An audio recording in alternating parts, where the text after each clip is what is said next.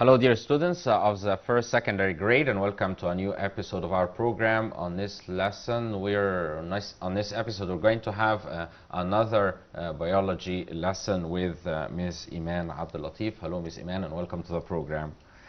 Welcome, Mr. Yasser. I'm glad to be with you in this program. It's a pleasure. So, are we going to carry on with Unit 1? Inshallah, we'll continue talking about Unit 1. We'll talk today about the nucleic acid. This is the last part of this biological macromolecule. The last one, we call it a nucleic acid. All right, so what should we focus on? The main structure of amino acid we'll discuss today, the nucleic acid structure and the building unit of the nucleic acid. We call it a nucleotide. Let's start to talk about the nucleic acid, and it's a biological macromolecules which consists of hydrogen, carbon, oxygen, nitrogen, and phosphorus. We studied before carbohydrates, lipid, protein. Today we'll talk about the nucleic acid. احنا اتكلمنا قبل كده على اتكلمنا على الكربوهيدرات، اتكلمنا على الليبيد، اتكلمنا على البروتين. النهارده ان شاء الله هناخد اخر حاجه عندنا وهي النيوكليك اسيد. النيوكليك اسيد biological macromolecules. This biological macromolecules consists of carbon and hydrogen in their structure. احنا قبل كده اتفقنا ان اي مركب containing hydrogen and carbon بنسميه organic biological macromolecules. هنا النيوكليك اسيد organic biological macromolecule معناها ان هي very big molecules، معنى ذلك ان ليها مونيمر. هنتكلم عن المونيمر بتاعتها دلوقتي. بيكون من oxygen وبيكون من nitrogen and phosphorus in their structure. Nucleic acid consists of structure unit, we call it nucleotides. يبقى nucleotide هي ال building unit that forming a nucleic acid, which are bonded together by a covalent bond forming polynucleotide. يبقى تاني لما اجي اتكلم على النيوكليك اسيد، النيوكليك اسيد ده ايه؟ بوليمر. يبقى بوليمر بيتكون من مجموعه من المونيمرز. ايه المونيمر بتاع النيوكليك اسيد؟ المونيمر بتاعت النيوكليك اسيد اسمها نيوكليوتايد. النيوكليوتايد combine together to form a nucleic acid، فبتعمل حاجه اسمها بولي نيوكليوتايد. انا عايزه اراجع معاكم كل البيولوجيكال ماكرو مولكيولز اللي احنا خدناها. خدنا الكربوهيدرات كبوليمر، its monomer called monosaccharides. خدنا الليبيدز كبوليمر، المونيمر called fatty acid اللي هي الليبيد، المونيمر called fatty acid. خدنا البروتين، المونيمر called amino acid. Today we'll talk about the nucleic acid, its monomer called a nucleotide. What is the nucleotide and their structure? A nucleotide, in front of you a diagram for a nucleotide. Nucleotide building of the first pentose sugar. Pentose here, sugar containing 5 carbon. Look here, this is a pentose sugar. Pentose sugar formed of 5 carbon. This is the first carbon, second, third, fourth and fifth carbon. يبقى أنا هنا ده عندي بنتوز شوجر. عرفت ان هو بنتوز شوجر ازاي؟ ان هو contain 5 carbon. اوكي؟ عندي نوعين من ال 5 carbon. Ribose sugar, we studied this word in the first lesson. Ribose sugar, simple type of sugar, monosaccharides. ده found in RNA, and deoxyribose sugar found in DNA. يبقى أنا عندي البنتوز شوجر منه كام نوع؟ 2 type, ribose and deoxyribose. In the carbon number 5 connected with a phosphate group. يبقى carbon number 5 connected with a phosphate group BO4. طيب what is the name of the bond that connect carbon number 5 and phosphate group? We call it covalent bond. يبقى the bond that connect carbon number 5 with phosphate group, we call it covalent bond. Third part, nitrogenous base. Nitrogenous base connect with carbon number 1. Connect with the carbon number 1 by also covalent bond. يبقى here in the nucleotide we have two covalent bond, one between carbon number 1 and the nitrogenous base, and another one between the carbon number 5 and phosphate group. يبقى تاني يا ولادي علشان الدروينج ده very important, the structure of nucleotides. يبقى nucleotide, this is a monomer of nucleic acid. ايه هو nucleic acid؟ biological macromolecules. تمام كده؟ organic ولا لا؟ organic because containing carbon and hydrogen. طيب what is the chemical structure of the nucleotide? nucleotide building of pentose sugar. يعني ايه pentose sugar؟ يعني هذا الشوجر containing 5 carbon. تمام؟ عندي منه 2 types. one بنسميه ribose sugar ده found in RNA. We'll discuss together RNA and DNA. And another one deoxyribose sugar ده found in DNA. ده البنتوز شوجر اللي عندي. طب ايه تاني؟ عندي فوسفات جروب. هذه الفوسفات جروب connected by covalent bond with the 5th carbon in the sugar. طيب التانية عند الكربون number 1 of the sugar connected with nitrogenous base by covalent bond. يبقى انا دلوقتي نيوكليوتايد فيها 3 اجزاء اساسيه، البنتوز شوجر، النيتروجينوس بيز، الفوسفات جروب. كمان بنتوز شوجر، phosphate group, nitrogenous base. This is a main component of nucleotide. There are 5 nitrogenous bases which are adenine, its symbol is A, thymine T. This thymine replaced in RNA by uracil, nitrogenous base, another nitrogenous base. يبقى ال DNA بيحتوي على الثايمين، انما ال RNA يحتوي على اليوراسيل. يبقى انا لما اقول يوراسيل نيتروجينوس بيز يبقى انا على طول بتكلم على RNA. لو بتكلم على ثايمين يبقى انا بتكلم على DNA، سواء انا قلت لك او لا. يبقى لازم نبقى عارفين المعلومه دي مهمه جدا، ان الثايمين found in DNA but uracil found in الثايمين found in DNA but uracil found in RNA. Another nitrogenous base, cytosine. Cytosine, its symbol is C. And the last nitrogenous base, we call it guanine. Its symbol is G. يبقى أنا دلوقتي لو أنا حبيت نتكلم عن nitrogenous base، أنا عندي كام nitrogenous base؟ عندي 5 nitrogenous base. عندي adenine، عندي thymine، عندي guanine، عندي cytosine. الأربعة دول موجودين في ال DNA. امال ايه الفرق بين الدي ان ايه والار ان ايه؟ عندي جروب اسمها يوراسيل، ودي different from DNA found in RNA and don't found in DNA. Classification of nucleic acid. Here we make a compare between DNA and RNA. What is the difference between DNA and RNA? DNA and RNA, this is a type of nucleic acid. We have 2 types of nucleic acid. DNA, deoxyribonucleic acid. This is a provision. Another nucleic acid, we call it RNA, ribonucleic acid. يبقى أنا عندي DNA and RNA, 2 types of nucleic acid. What is the difference between both of them? Type of pentose sugar. الاثنين عندهم pentose sugar. ايه الفرق؟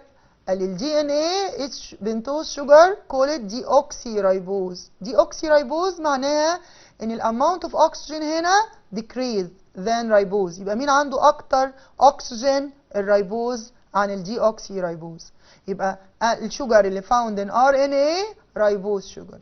انما الشوجر اللي found in DNA deoxyribose sugar. النيتروجينوس بيز. النيتروجينوس بيز في ال DNA adenine, thymine, cytosine and guanine. طب امال ال RNA عندي adenine, uracil. هنا يا ولادي الثايمين replaced by uracil والباقي كله مشترك ما بين الاثنين. number of the thread اللي هو الخيط بتاع ال DNA وال RNA هنا 2 وهنا single strand. What about the locations of DNA and RNA? DNA found inside the nucleus, but RNA formed from DNA inside the nucleus then transformed into cytoplasm. يبقى تاني نتكلم على ال difference between DNA and RNA. ايه هما دول؟ ال DNA وال RNA type of nucleic acid. DNA abbreviation لإيه؟ deoxyribonucleic acid. ال RNA abbreviation لribonucleic acid. طب ايه الفرق بينهم؟ قال لي ال DNA البنتوز شوجر called deoxyribose، انما اللي في ال RNA رايبوز. يعني ايه الفرق بين الاثنين؟ قال لي deoxyribose يعني ال amount of oxygen decreased in deoxyribose اللي موجود في السكر البنتوز. طيب لما نيجي نتكلم على النيتروجينوس بيز، النيتروجينوس بيز اللي هي connect with the carbon number 1، قال لي كم هنا عندها 4 وهنا 4، امال ايه الفرق؟ قال لي ال DNA عنده ثايمين، الثايمين found in DNA only replaced by uracil in RNA. يبقى الثايمين فين؟ في ال DNA، اليوراسيل فين؟ في ال RNA، والباقي كله مشترك، الادينين، السيتوزين، الجوانين common in DNA and RNA. الستراند of the DNA double strand، اما ال RNA single strand. طب اللوكيشن لما اروح ادور على ال DNA في السيل الاقيه فين؟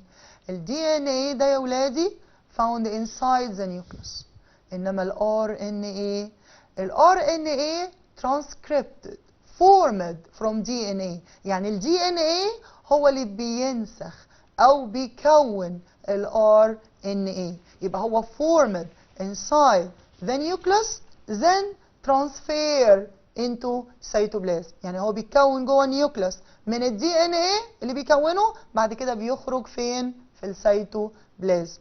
يعني لما اجي ادور على ال RNA ممكن الاقيه في النيوكليوس، ممكن الاقيه فين؟ في السيتوبلازم، انما ال DNA مكانه الوحيد فين؟ inside the nucleus. DNA as you see in the diagram in front of you double strand, but RNA single strand. The single strand can be connected in some parts and free from another parts as you see. يبقى ال DNA double strand، هنا single strand. Importance of DNA and RNA. What is the importance of DNA and RNA? It carries the genetic informations from generation to another, appearing the trait of the living organism, organizing all vital activity of the cell. تعالوا نتكلم على أهمية ال DNA وال RNA بالنسبة لجسمنا. أول حاجة بالنسبة لل DNA هنتكلم عنه إن هو carry all genetic information اللي هي المعلومات الوراثية.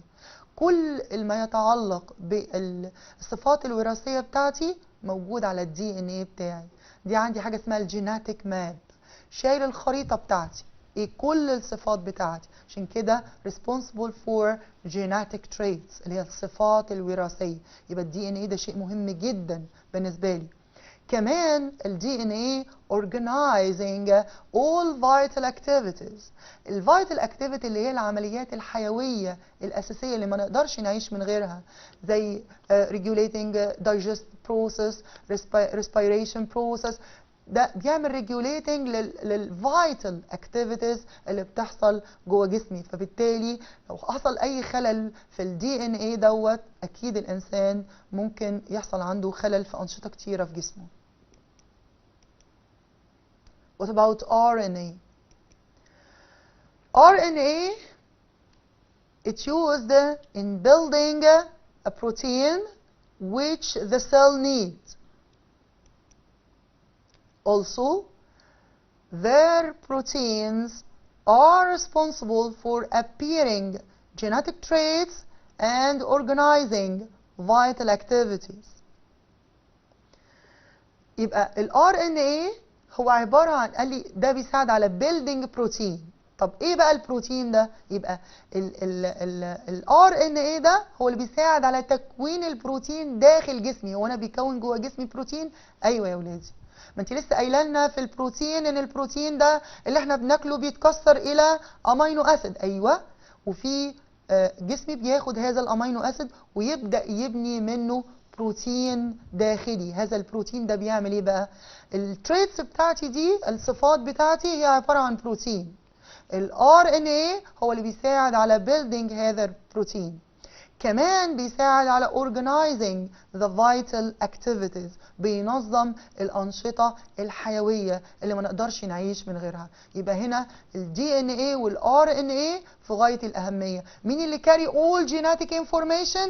DNA. طب مين بقى اللي بيعمل البروتين للجيناتيك تريت والجيناتيك activity أو الفيتال activity؟ هو عبارة عن ال RNA.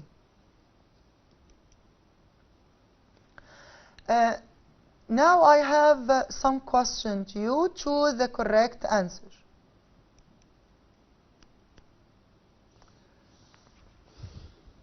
Carries the hereditary traits of the living organism. Hereditary traits اللي هي الصفات الوراثية. Number 1 DNA, B RNA, amino acid, and phosphoric acid. Carry genetic information أو hereditary trait. مين اللي بيشيل hereditary trait؟ ال DNA ولا ال RNA؟ We studied before DNA هو اللي responsible for carrying all genetic information from one generation to another. يبقى the suitable answer here is DNA.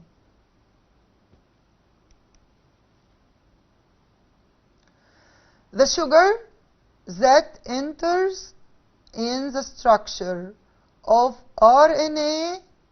the RNA molecules is galactose, ribose, maltose, fructose. أنا دلوقتي بتكلم على السكر اللي بيبني ال RNA. ال RNA formed from ribose sugar. أنا عايز بس أفكركم إن الريبوز شوجر ده simple sugar. simple sugar بيتكون من monosaccharides 1 molecules. الجلاكتوز برضو simple. المالتوز ده يعتبر disaccharide simple. فركتوز simple monosaccharides. أمال مين بقى اللي في داخل في ال RNA؟ الريبوز. طب إيه الفرق بينه وبين ال DNA؟ إن ال DNA بيكون deoxy ribose.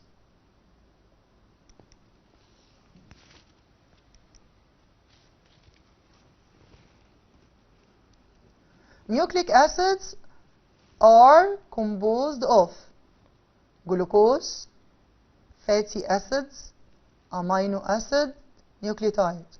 دلوقتي النيوكليك أسيد ده بوليمر. ايه المونيمر بتاعته؟ الجلوكوز ده المونيمر بتاعت مين؟ الكربوهيدرات. الفاتي اسيد المونيمر بتاعت الليبيدز. الامينو اسيد المونيمر بتاعت البروتين. اما نيوكليوتايد هي المونيمر اوف نيوكليك اسيد. Suitable answer here will be a nucleotide.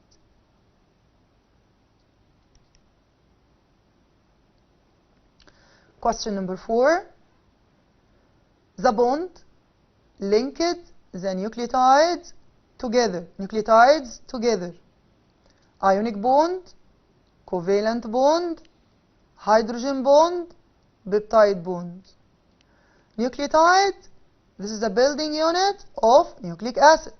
Nucleotide is connected together by A to form a nucleic acid, connected by covalent bond. يبقى الكوفالنت بوند هي اللي بتربط نيوكليوتايد مع another nucleotide to form a nucleic acid. طب نفتكر مع بعضينا البيبتايد بوند دي خدناها فين؟ خدناها في البروتين، وهي اللي بتربط امينو اسيد with another amino acid by releasing of water.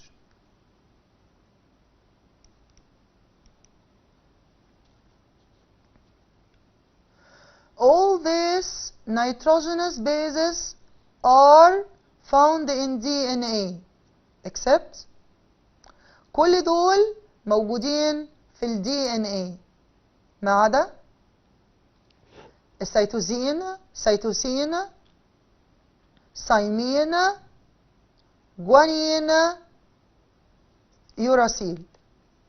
يبقى دلوقتي ايه اللي موجود؟ كل دول موجودين في ال DNA. ايه الوحيدة اللي مش موجودة في ال DNA؟ هي مين؟ هي اليوراسيل. اليوراسيل هي النيتروجينوس بيز الوحيدة اللي موجودة في ال RNA ومش موجودة في ال DNA. تمام؟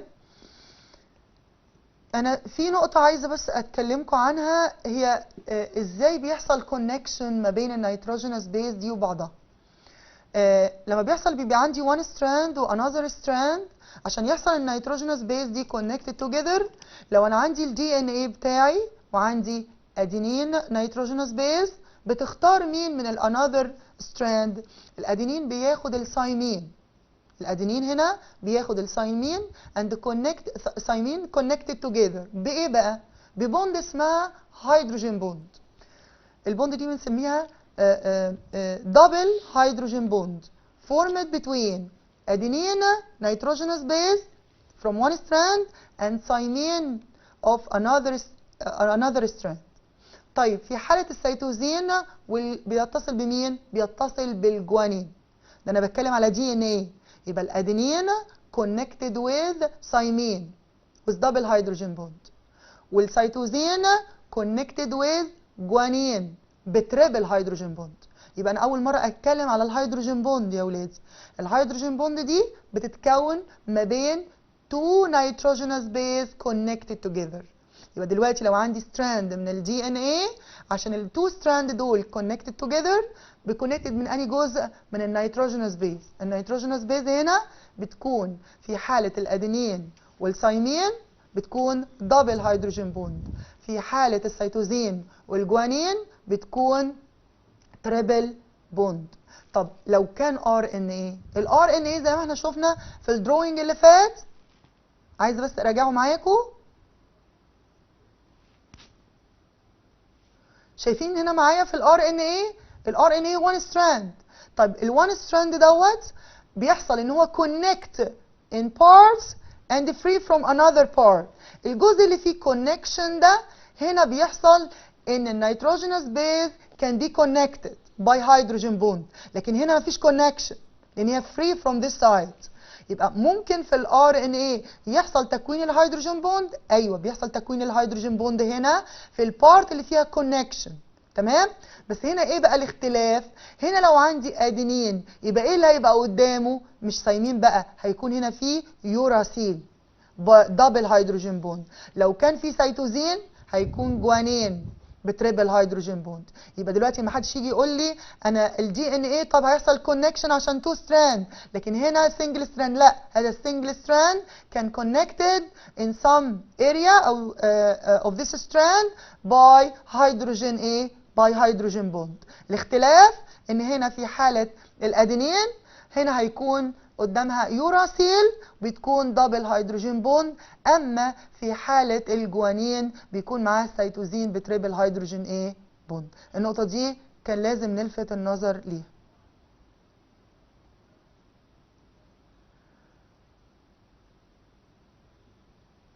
النيوكليك اسيد احنا اتكلمنا ان النيوكليك اسيد composed of nucleotides. هنا قلنا ان البوند اللي فورمد ما بين النيوكليوتايد covalent bond. هنا all these nitrogenous bases are found in DNA except ايه بقى؟ ايه اللي مش موجود؟ هيكون اليوراسيل. In front of you a diagram of nucleotide. This nucleotide, a typical nucleotide. Number A phosphate group, number B, pentose sugar, and number C, nitrogenous base. In the carbon number 1, and this is a carbon number 5. First question, in the above unit of DNA, it's the item A refer to ribose, ولا deoxyribose, ولا phosphate group, ولا nitrogenous base. A here طبعا هيكون phosphate group. Are we done with this unit or not yet? This unit is complete. It's finished. It's finished now. Yeah. And also we come to the end of our program, so I'd like to thank you very much, Ms. Iman Abdulatif. Thank you for being with us and for this interesting lesson. Thank you, Mr. Reed. So that brings us to the end of this episode. Dear students of the first secondary grade, we'll be with you on our upcoming episodes, so stay with us, follow us usually, and inshallah we wish you all the best. So until we meet you again, it's goodbye.